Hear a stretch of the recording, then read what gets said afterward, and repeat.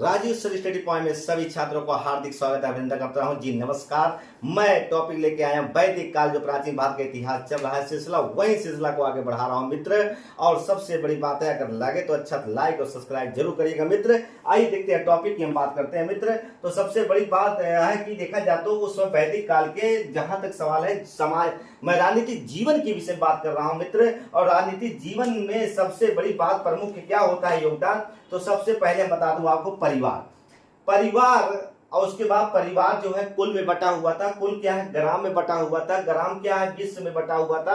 और विश्व क्या है, देखिए परिवार, कई परिवार मिलाकर एक कुल बनाया जाता था। और कुल कई परिवारों को मिलाकर, कई कुलों को मिलाकर एक ग्राम बनाया जाता था। और कई ग्रामों मिलाकर एक विश्व माने होता है तहसील बनाया जाता था। और कुल मिलाकर कई जन मिलाकर, देखिए कई तहसील मिलाकर एक जिला बनाया जाता है। जैसे आज मित्रों कई तहसीलों को मिलाकर एक जिला बनाया जाता है दोस्त। और देखिए कई जिला मिलाकर जनपद बनाया जाता था। और कई जनपद में बनकर एक महाजनपद बनाया जाता था। मगर इन दोनों का उल्लेख ऋग्वैदिक काल में नहीं है, ये उत्तर वैदिक काल में इसका उल्लेख है मित्र।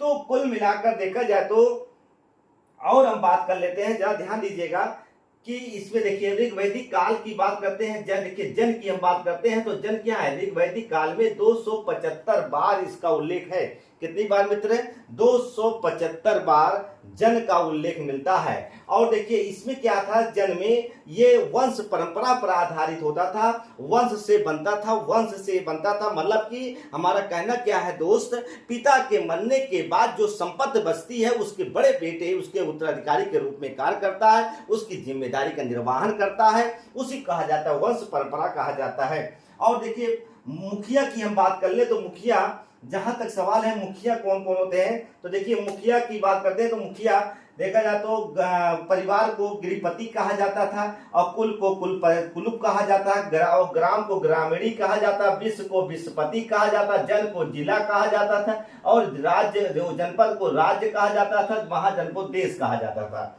तो ये क्या है, आपको कुल मिलाकर देखा जाए वैदिक काल की राजनीतिक जीवन है, यही आपकी राजनीतिक जीवन है। आइए हम बात करते हैं विदत क्या संस्था, एक संस्था है। अब विदत की हम बात करते हैं, आर्यों की सबसे प्राचीन संस्था। तो देखो बच्चा, ये आर्यों की सबसे प्राचीन संस्था कौन सी है, विदत है।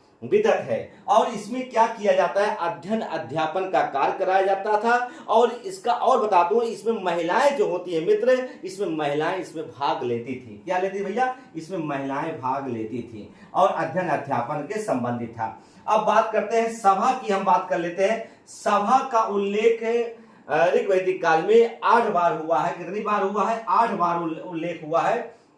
और देखिए सभा को नरिष्ठा कहा जाता था। और रही बात यह कि महिलाओं को सभा में अधिकार प्राप्त था, महिलाओं को भी सभा में अधिकार प्राप्त था। कुल मिलाकर देखा जाए विदत में भी क्या है, महिलाओं को अधिकार प्राप्त था सभा में जाने का। और सभा में भी महिलाओं को पूर्ण रूप से अधिकार प्राप्त था मित्र। और इसमें जाते हैं, ये क्वेश्चन कई बार आते हैं, ऐसे क्वेश्चन को लेता है कि बताइए वैदिक काल में क्या मतलब विदत और सभाओं में क्या इनका अधिकार था कि नहीं था, तो ये भी क्वेश्चन पूछ सकता है। और इसमें ग्राम के देखिए विद्वजन लोग शामिल होते थे, विद्वजन मतलब विद्वान लोग शामिल होते थे। और ग्राम में सामूहिक मसलों को क्या करते थे, हल करते थे। मतलब देखिए ग्रामीण को मसलों को हल करते थे। और महिलाएं भी इसमें क्या होती थी, भाग लेती थी।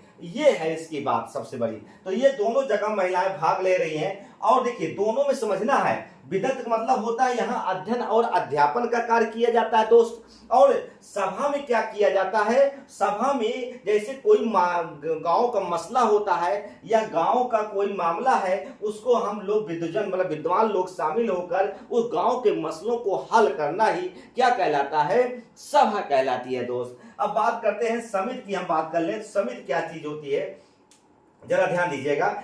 कि समिति की हम बात करते हैं, जन के देखिए समस्त लोग, मतलब जन के मतलब क्या है, जिला के समस्त लोग। तो देखिए भैया, जिला के समस्त लोग शामिल थे। तो इसमें युवा वर्ग, धनाढ़ वर्ग, ब्राह्मण वर्ग शामिल थे। महिलाओं भाग नहीं लेती थी, ये क्वेश्चन पूछा है। यही पूछा है कि महिलाएं किसमें भाग नहीं लेती थी, समिति में नहीं लेती थी मित्र, समिति में नहीं लेती थी। और देखिए नोट करके आप लिख सकते हैं, अथर्ववेद में सभा व समिति का क्या कहा जाता था, प्रजापात कहा जाता था। प्रजापात की दो पुत्रियां हैं, इसका प्रमुख कार्य क्या होता था, राजा पर नियंत्रण रखना। समझे भैया, राजा पर नियंत्रण रखना, तो ये है इसका कार्य। और बात कर लेते हैं सामाजिक जीवन की, बात करते हैं तो ऋग वैदिक काल में देखा जाए तो ऋग वैदिक काल में जो समाज होता था वो संयुक्त परिवार होता था। संयुक्त परिवार का मतलब होता है मतलब पिता, देखिए मतलब पिता, चाचा, चाची और सभी एक साथ लोग रहते थे, उसी को संयुक्त परिवार कहता था। और यहाँ पर मित्र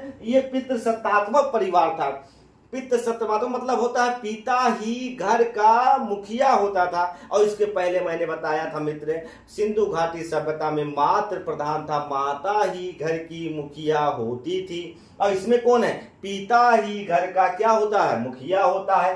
खान पान सहज और सरल था, मतलब लोग दूध और मीठे सहज खाते थे और मांस मछली का प्रयोग नहीं करते थे, घृणा करते थे।